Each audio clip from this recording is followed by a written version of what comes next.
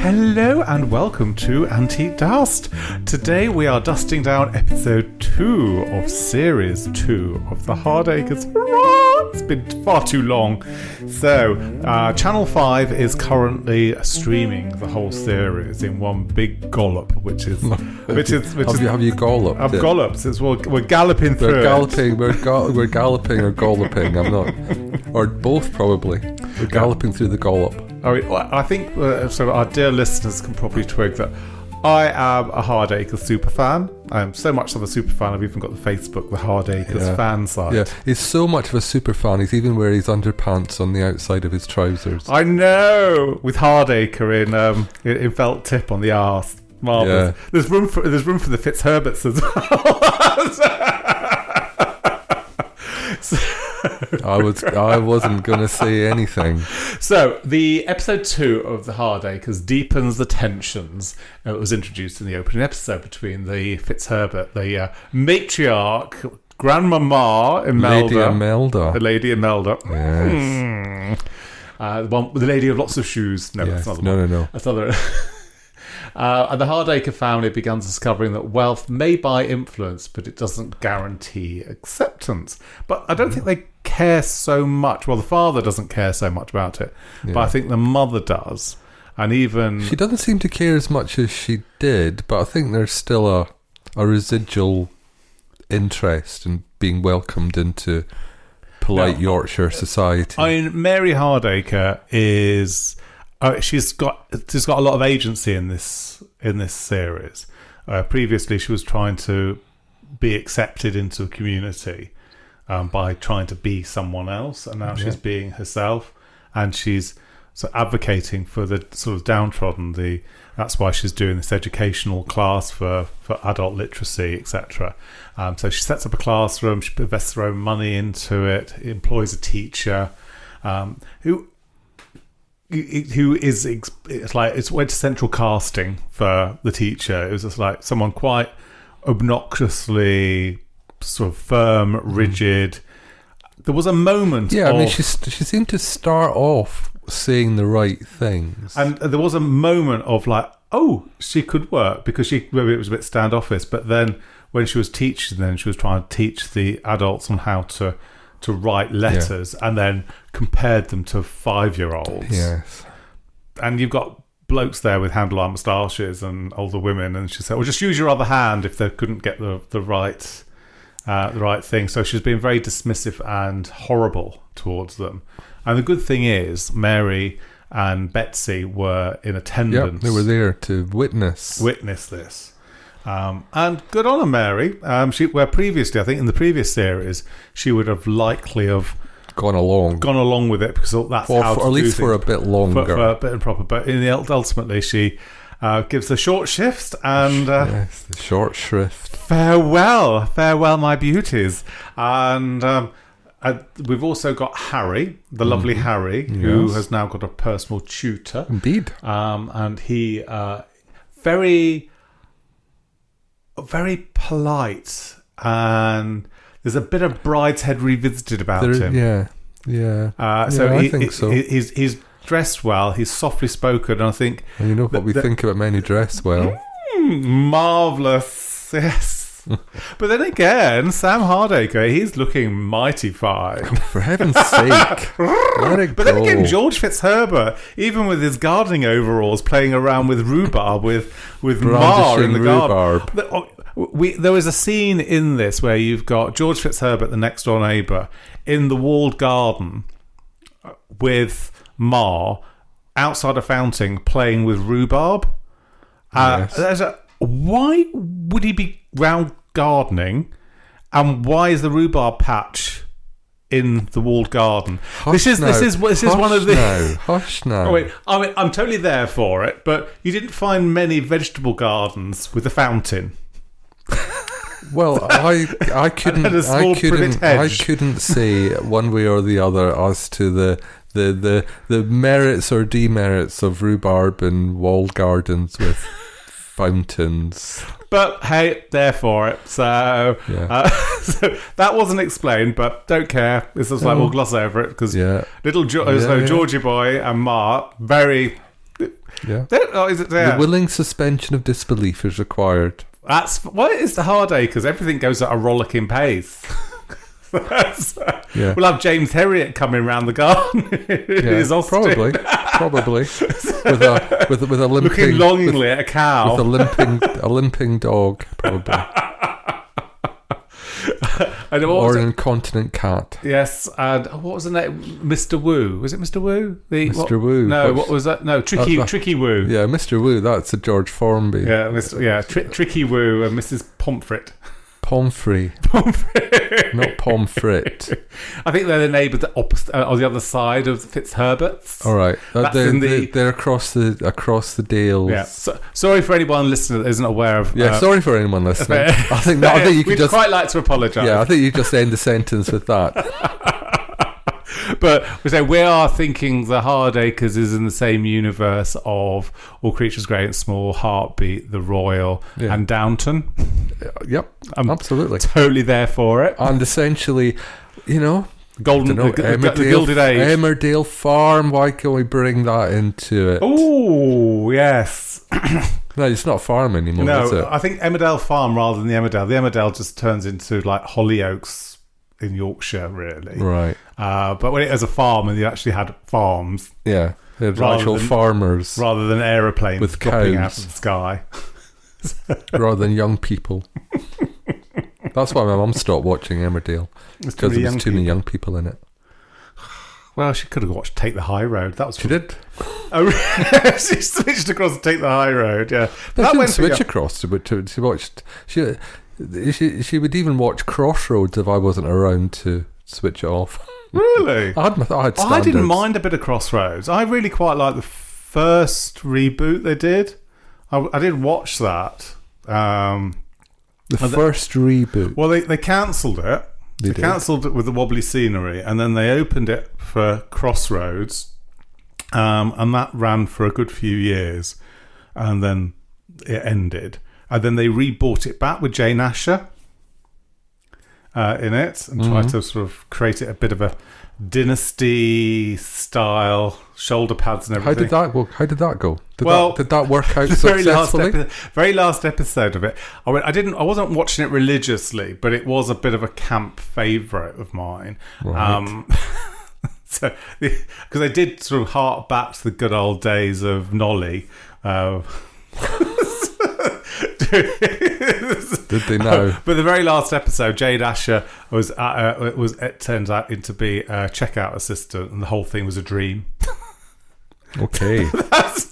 Yeah, I have views on programs that do things like that. Well, they had to end it somehow. Yeah, so they decided to end it in the worst way possible. But then again, look at Dallas. Dallas wrote off an entire series after Bobby Ewing died, and then the opening episode of the next series, he came out of the shower and it's all a dream. And they had some really, really good storylines there. But that was like the whole jump the shark sort of thing. At least Crossroads jumped the shark at the very last episode. And they thought, right, nom nom nom. Yeah. Yeah. I'm sorry, but my view on that is I'm a bit of I'm a stickler for that, because for me that is making a fool out of your audience. You're taking the piss off your audience when you do that, and personally I don't enjoy that. No. I don't mind it if it's done as a bit of a joke. Well, clearly it was done as a joke. It's like the sort of... I mean, if it fits the pattern, if it's a comedy series, and then they do something like that as a last gag, that's fair enough. But if you're presenting yourself as, I don't know how serious a dramatic enterprise it was, but if you're presenting yourself seriously, and then the last thing you do is pull the rug out from under your audience and go... basically stick your tongue out at them and say, weren't you a load of idiots for taking this old nonsense seriously? Well, I've got a problem with that. They probably only had so much film or tape left in the video record. Do you think? I just thought, well, we need to end it now. We can't... Yeah. They had a Tesco uniform that they hadn't managed to use, so they just stuck Jane Asher in it. Are available, but also you have we've got Hardacre stores. They could have actually ended it in the Nolly style thing where burnt it down. No. Or put on a boat and catch norovirus. Yes, yeah. Or the Sea Link ferry and just waved her off. No, but or put her onto this like triangle in a crossover. Put her onto with Kate O'Mara sunbathing in the horizontal rain. Yes, marvelous. You see, it all ties up in the end. I'm sure that you could draw connections between everything. Yeah, the whole British TV sort of universe. Clump it all together. Absolutely. But I'm going to the Crossroads thing. He could have possibly ended it with the whole Nolly thing because she was always doing the sort of backstory or changing the storyline with the telephone, like ring ring, Miss Babs, we've got a blue boy. Yes, it's in mauve. Yes, I think you're crossing over into Acorn Victoria Antiques there. But on that subject, Noel Gordon was famous for her ability to fill dead air by inventing completely convincing one-sided telephone conversations. That's why there were so many of them, because the timing of the episodes was often a bit shoddy, and then the call would go out, phone call, and she would have this capacity to just completely ad-lib an entire telephone conversation to fill up some time. Fortunately, dear listeners, this is the Hardacres. That's not a problem. That's not a problem. That's not a problem. Telephone has not been installed as yet, because there was a big thing when a telephone was installed in Downton. So I think that was around about 1918? Something like that? Oh, I don't know. But there's a whole episode with the telephone. We're a little bit away from telephones just at this but we have got the electricity. We've got the lecky. There's a plot point. We've got the lecky. So this episode starts. They're clearing out sort of one of the rooms. The housekeeper, who I can't remember her name, Mrs. Drysdale, and in it seems to be a Ouija board. Ooh. No good ever comes from meddling with the occult. It's Chekhov's Ouija board on this one. We've got a couple of references to Chekhov here. We're like highbrow here. So we have Chekhov's Ouija board. So obviously that has to be used in this episode. And we've got Chekhov's flickering lamp. Chekhov's flickering lamp, which is introduced because Mrs. Drysdale points out to Adela that unless the plug things properly, it flickers. So Adela gets a bit of an idea up when. I think we've slightly jumped ahead of. Well, Liza sort of looks at the Ouija board, is quite intrigued with it, and doesn't know quite how it works, but half inches it. So spoilers, everyone. It doesn't work. So apologies to the believers out there, but it doesn't. So Liza and Adela, friendship is continuing, and Lady Imelda is saying to Lady Emma, don't interfere, don't tarnish it, let it play out of its own friendship. But this is all part of the machinations of Lady Imelda, which actually sounds like one of Ma Hardacre's sort of penny dreadful chapbooks, doesn't it? Which she was the reading. Machinations of Lady Imelda.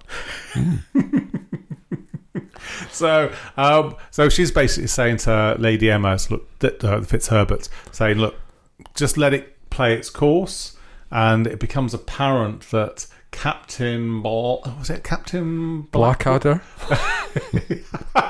There we go. We've got another crossover now. We've got another crossover. There is Blackwood, I believe. Captain Blackwood, who turns out to be landed gentry, proper like myself, proper aristocracy. I've got a lairdship. Yeah, but you bought that. Well, no, my team bought it for me when I worked at the bank. So you didn't even buy it for yourself? No, it's a gift. Marvellous. The gift that keeps giving. Yes. Well, I'm descended from bona fide Scottish aristocracy. Unfortunately, they spent all the money and sold all the property. But you know what? Were you related to the Fitzherberts? No. Were they not the clan in Yorkshire? No. So, anyway, the plot point is Ouija board, Captain Blackwood has written a letter saying, I think I've got something of yours that you left behind. Yeah. That's a ruse. That's a ruse. It's a ruse. That is a transparent ruse. So, she accepts it. So she says, all right, it's coming here. And then Adela's in the room when the letter arrives, and she reports back to, just in conversation, it's the Captain Blackwood. Yeah. And then they realise the thing is Adela's nose is slightly out of joint. That, there's Liza, with suitors coming out of every orifice, if you pardon the expression. But only because she's got money. But she doesn't want that. And there's poor Adela, who couldn't get a date to save her life. She hasn't got a dowry. Because she hasn't got a dowry. But look, my question is, if Lady Imelda's got money, why can't she supply the dowry if there's not enough money around? Or maybe she doesn't know how bad the finances Maybe she doesn't have as much money. Maybe they're all just poor. Yeah, perhaps. They just all they've got is their social standing. But this recession they're in, social security. Yeah, well, it's gonna cause problems. So anyway, Lady Adela sort of has the ruse after meeting Captain Blackwood. I think she quite likes him, but not as much as Liza likes him, because there's a bit of flirting going on. And Captain Blackwood is played by Niall McNamee. I'm sure that's not how you pronounce his name. Neil? I've not actually looked at it, so I don't know, but that doesn't feel right. No, I'm sure Niall. That's fine. I think. But the actor. It's his first big TV role. Wow. He's done independent stuff in theatre. Goodness. So which is quite good. But then again, a number of the cast, is their first big key roles. Yeah. Liza, that's her first role, and now she was gone on to Riot Women, and she's in the second series of that that's going to be filmed. So there's a rosy future. Yeah. Oh gosh, she's brilliant. In fairness, the whole cast is fantastic. Yeah. I have no complaints anywhere along those lines. But anyway, so Captain Blackwood is quite impressed and has invited the lovely Liza to a grouse shoot. She has no frigging idea what a grouse shoot is. I'm sure she knows what a grouse shoot is. She might not know the ins and outs or the subtle nuances and the. Well, I think Adela feels the etiquette. I think Adela feels a little bit nose out of joint because she's been lumbered into putting frocks on to go to grouse shoots, but she hasn't been invited to one. I know. But hey ho, it'll all work out. I'm very confident. I'm very confident about that. So there's a bit of sort of hijinks with the Ouija board. Yeah. And so Adela basically she spurred on, has to be said, by the rather unpleasant grandmother, to throw a bit of a spanner. The curveball, but then Liza sees it and says, well, I'll say goodbye to you now because your mum... Well, it's Mrs. Drysdale that actually inadvertently points out the... Because she told her, because, she walks in on this, this seance trying to determine whether or not Captain Blackadder would... Yeah. So Liza sort of basically says, I'll say goodbye to you now and I won't see you in the morning because your parents will probably want you back. Yeah. So that's that then. That's that then. I'm sure they'll make up. They'll make up. Because they've got really good... those actors really work well together. Well, all the actors work fantastically well together. Yeah. And then we have a scene where we involve Chekhov's cough. Chekhov's cough. Chekhov's cough comes out of Sam Hardacre. This is past Hardacre, and he's in the shop with Joe. Is it Joe? It is Joe. Yeah, Joe. And I'm useless with names. I've got my crib sheet. Even when we did the Downton Abbey thing, I asked for top trumps in Downton, but they don't do a top trumps. I wonder if they'll do a top trumps in Hardacres. I don't think there's enough cast in it. Who's they? The people who do tops trumps. Okay. I'm sure there must be a company. We'll Google it. That's still a thing? Is it top trumps? Must be. Dear listeners, find out. So we have Chekhov's cough. So he in the shop because Joe's doing quite well. And sort of. Well, it depends who you talk to. Well, no. In fairness, yeah. Well, he thinks he's doing quite well. Joe thinks he's doing quite well, and he's saying, "I'm." Callum's not convinced. Callum's not overly convinced because he's very risk averse.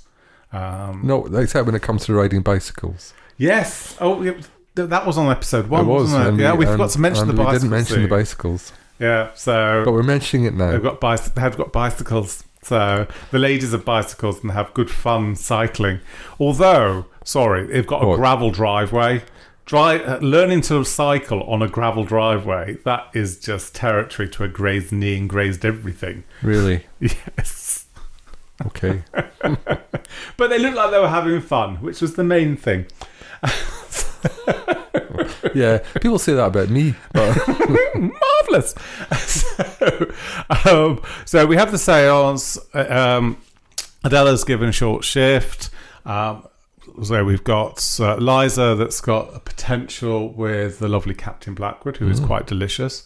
And they have a good relationship. And also there was a nice little sort of introduction with you've got both Sam Hardacre and Mary Hardacre when they have a conversation in the hallway about the visitor. So not courting, this is just dropping something off. It's not a gentleman caller. He's a gentleman, but not a caller. But the key thing about this story is Mary steps up after firing the teacher, starts teaching, and because she says, so this is where we learn that she taught. So we have to say that Ma Hardacre is sort of like I don't know what the right expression would be, but she is behind a couple of important things that happen in this series, because clearly she is being she's sort of presented as despite being rough around the edges, she's very, very clever, and she sees things, and she can see things that other people, not in a spooky, clairvoyant way, but she can see things that other people can't see. So one of those things was the fact that clearly Mary should take on the mantle of teacher for these people. Also, Ma Hardacre, she can read, so she's obviously an educated woman herself. And we don't know the heritage of who the father is to Mary, the lover, Ma's lover that created Mary, because Ma can obviously read because she's reading a Penny Dreadful sort of story, and also obviously probably taught Mary how to sort of read and write and that sort of thing. And then Mary established that she, apart from a few lessons in the workhouse, she taught herself. Right, but Ma can read as well. Mm-hmm. So it's apparent that obviously she could probably help out in those situations because she's reading the books. Because Mary, she's too busy playing bridge with the Fitzherberts. She wants to chase the ace or whatever. Chase the ace. Yeah, what's that? I have no idea. I heard it, or was it Hearts or something? So she gets roped in to go and. Have tea with and this is all part of the machinations of Lady Imelda. And they come along and they donate some money towards the school, her ineffable plan. And obviously Mary Hardacre goes over with Mother to do that, and then Imelda wants to play, says, "Oh, do you want to play cards?" And Mary says, "Well, I need to get going," but Ma can stay and play cards, and then Ma is taught how to play bridge. So Ma is expecting to play poker and ends up playing bridge, but she doesn't know how to play bridge, but seems to pick up. Well, that's the thing. I mean, I don't know, whether I got the feeling that they were luring her in by playing badly in order to let her win for some reason. I don't think Ma's gonna. I mean, she'll be drizzled along to a certain extent, but I refer to my previous comment about how she's pretty switched on, is Ma, and she's not going to be hoodwinked. But that's a word we don't use often. Hoodwinked. She's not going to be hoodwinked for very long. I don't think. So basically, I mean, they're bringing Ma in, and I think Lady Imelda's thing is trying to like find out more information. Yeah, she wants to find the weaknesses. But I think the only weakness is that they're looking to establish themselves, but they've got money. I think money can buy a lot. I mean, because in the last series there was. What do you mean you can buy things with money? Yeah, marvelous. Why did you never tell me that? I know. I've just been hiding the bank statements. But I think they were the richest people in Yorkshire, so I don't think money is going to be too much of a problem, and it can't cost that much to run a herring factory. A herring factory. It's herring, yeah. Well, because I'm not questioning the herring. I'm questioning the word factory. Well, they must box it up somewhere. Okay. So, and now they've got the supermarket shops, the Hardacre after. Yeah. Hardacre stores. What's on the central aisle of Hardacres once they've sold through all the hams that they overbought last week. Parts for steam engines. Probably. And then obviously Sam's sort of Chekhov's cough gets a little bit worse for wear. Yes. Do you think you have to go to lots of acting training courses to learn how to cough like that? Because that was like that was quite a scary. A handbag, a cough. Yeah, that was quite a scary cough, I have to say. Yeah. And as we're joking about it being Chekhov's cough, because in a period drama, no one is going to cough without it developing into something else, whether it's consumption or I don't know. It's too bit. I think we're a bit too early for Spanish flu. So Spanish flu was not that. Was that 2000? That was 1916, wasn't it? The Spanish flu. Yeah, it was. Certainly the pandemic. We learned about that in Downton. We did. I've learned so much from watching period dramas. I can tell you anything that you need to know about that. We've skipped over how to gut a herring. Yeah, we're not really into that. Yeah. So there's a bit of an emotional heart to this episode provided by Harry. Yes, Harry. It sort of throws a wobbler because the tutor was basically it was like trying to teach him Greek, and he feels stupid about teaching Greek, and he throws a spanner in the works. So we're sort of trying to get to the bottom of why he has suddenly turned against education because he really wants to go to Oxford and everything. Yeah, and he now says he doesn't want to go to Oxford anymore. And he doesn't like the sound of his own voice trying to pronounce the language. And the tutor says, "Look, so no one knows how the Greeks sounded, with the ancient Greeks sounded, but as long as you give it a go, then at least you're trying, and you're trying to communicate that sort of thing," which I think is really sweet. But Harry throws a bit of a wobbler. Doesn't want to talk about it because the tutor's trying to get to the bottom of what was happening.